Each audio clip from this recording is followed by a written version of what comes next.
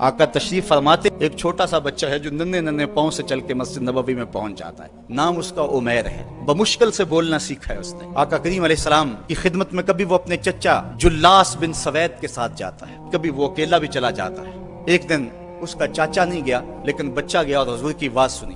آقا کریم نے قیامت کے بارے میں نقشہ بیان کیا. جب وہ بچہ واپس پلٹا نا تو اپنے چچا کو کہتا ہے, اے میرے چچا, آج میں نے حضور کو قیامت کا ذکر کرتے دیکھا ہے, اور حضور نے ایسا ذکر کیا ہے کہ قیامت کا نقشہ میری آنکھوں کے سامنے آ گیا تھا.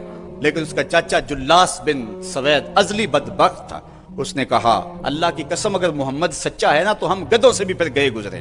جب یہ بات کہی اس نے تو اس بچے کے پاؤں تلے سے زمین نکل گئی کہ میرا چچا کیا بول رہا ہے, یہ تو مجھے انگلی لگا کہ مسجد نبوی میں لے جایا کرتا تھا, یہ تو منافق نکلا. اس بچے نے جو لفظ کہا اب سنیے, اے میرے چچا, اللہ کی قسم میرے دل کو سب سے اچھا اگر کوئی لگتا تھا بندہ تو وہ تو تھا, آج سب سے زیادہ مجھے برا تو لگتا ہے. چچا جی, دو راستے جاتے ہیں. ایک راستہ تو یہ ہے کہ میں اللہ اور اس کے رسول سے خیانت کروں اور جو تیری بات ہے وہ رسول اللہ کو نہ بتاؤں, اور دوسرا راستہ میرے پاس یہ ہے کہ جو تو نے کہا ہے میں جا کے حضور کو بتاؤں, پھر جو ہو سو ہو. اس کے چچا جلاس بن سوید نے کہا, تو نا سمجھ سا بچہ ہے, چھوٹا سا بچہ ہے, تیری بات کس نے ماننی ہے, جا جو جی چاہتا ہے کہہ لے.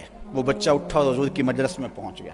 اور وہ بچہ کیا کہتا ہے, حضور جلاس بن سوید نے اللہ اور اس کے رسول سے خیانت کی ہے. حضور میرا اس سے کوئی تعلق نہیں ہے, میں اللہ سے بھی کہتا ہوں میرے مالک, میرا چچا سے کوئی تعلق نہیں ہے چونکہ وہ تیرے محمد کا دشمن ہے. حضور نے فرمایا, بچے اس نے کیا کہا ہے؟ بچے نے ساری کہانی سنا دی. حضور نے صحابہ کو بلایا, کہا کہ یہ واقعہ پیش آیا ہے, بتاؤ کیا کریں. صحابہ نے عرض کی, حضور یہ بچہ چھوٹا ہے, کم عقل ہے, کم سمجھ ہے, یہ تو اپنی بات بھی نہیں صحیح طرح سمجھ سکتا, اور جلاس بن سوید بڑی عمر کا آدمی ہے, ہمارے ساتھ نمازیں پڑھتا ہے, تو آپ اس بچے کی بات کی پرواہ نہ کیجیے. ادھر جلاس بن سوید کو جب پتا چلا تو اس نے بھی قسمیں کھانی شروع کر دی کہ میں نے تو کوئی بات کہی نہیں ہے. تو حضور نے اس بچے کی بات کو نظر انداز کیا صحابہ کے کہنے پہ. اب اس بچے نے جب دیکھا کہ میری بات حضور نے قبول نہیں کی ہے تو اس نے جھولی پھیلا لی اور آسمان کی طرف دیکھ کر کے کہا, اے اللہ اگر میں جھوٹا ہوں تو مجھے جھوٹا کر دے, اور اگر میں سچا ہوں تو میری سچائی کا اعلان کر دے. یہ بچے نے جب بات کی تو ابھی اس نے منہ پہ دعا مانگ کے ہاتھ ہم نے یہ بات نہیں کی ہے. محبوب انہوں نے